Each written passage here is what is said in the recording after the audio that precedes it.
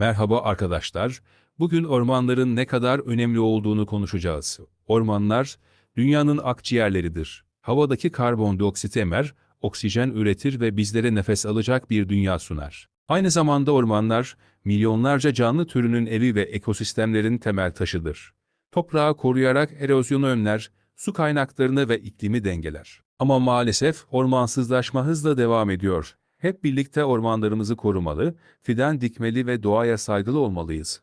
Unutmayın, doğayı korumak geleceğimizi korumaktır. Bugün bir adım atın ve doğa için bir şey yapın. Görüşmek üzere.